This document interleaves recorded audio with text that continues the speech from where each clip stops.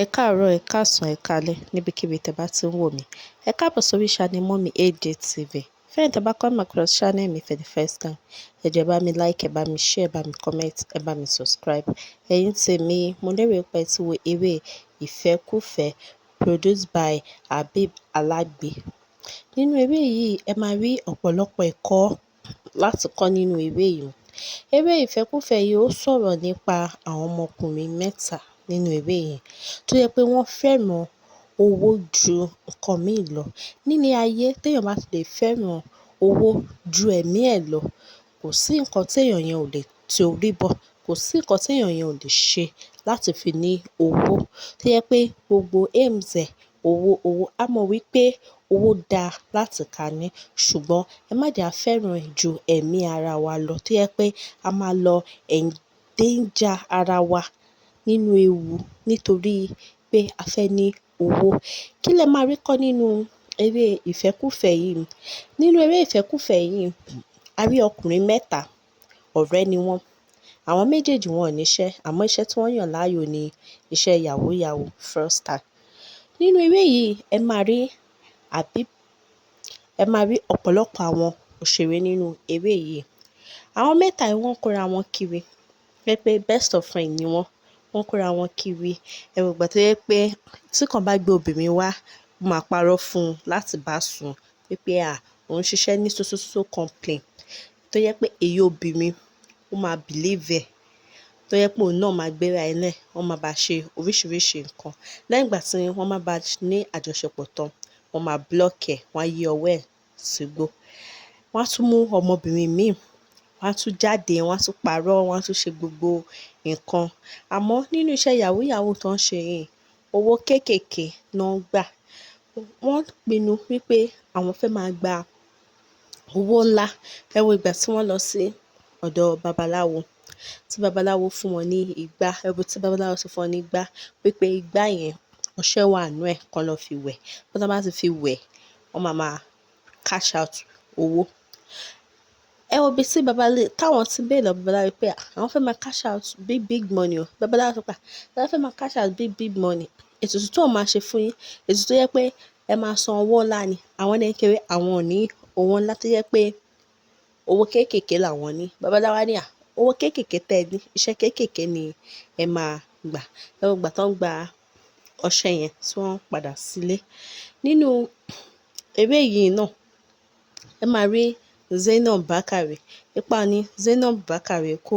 Ipa tí Zainab Bákàrè kó ni pé Zainab Bákàrè òun náà jẹ́ ọmọ oró, tó jẹ́ pé òun náà ró dán.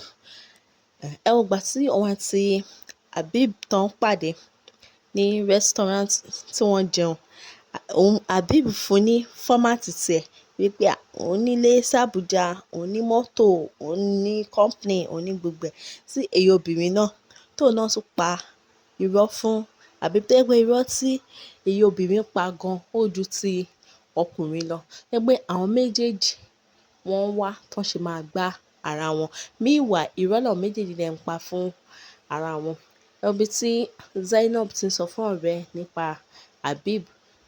Ẹ tún wo ibi tí Habeeb náà ti ń sọ fún ọ̀rẹ́ tiẹ̀ nípa ti lady tóun bá pàdé which is Zainab.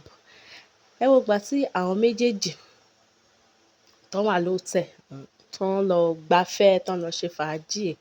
Ìgbà tí alàgbẹ̀ náà tó fi sí lórí tó gba. At the long run ṣá, ó gbá Zainab ní 1 million naira because ó promise ẹ wípé òun máa bá gẹ́tì mọ́tò. Ẹ wo ibi tí àwọn méjèèjì ti pàdé, tó jẹ́ pé wọ́n ti ń pariwo mọ́ra wọn, tán ti ń jà, tán ti ń ṣe gbogbo ẹ̀. Ẹ wá wo ọmọ Rájí nínú eré yìí tí àwọn Habeeb àtàwọn ọ̀rẹ́ ẹ̀ tí wọ́n help. Àmọ́ ìyẹn ti lọ dọ́gbọ́n sí ọ̀rọ̀ ara ẹ̀. Ẹ wo ìyẹn ti wá lówó, ó ti lówó gan. Nígbà tí wọ́n rí àwọn gan, wọ́n shock tó jẹ́ pé wọ́n rò pé báwo lọmọ yìí ṣe ní owó tó jẹ́ pé ọmọ yẹn gan tún wá ń ṣe ìgbéraga sí àwọn. Ẹ̀yin tèmi, mo fẹ́ kẹ́ lọ wo eré yìí. Eré yìí kò ṣe pé wọ́n kàn act ẹ̀, ó kọ́ wa ní ọ̀pọ̀lọpọ̀ ẹ̀kọ́.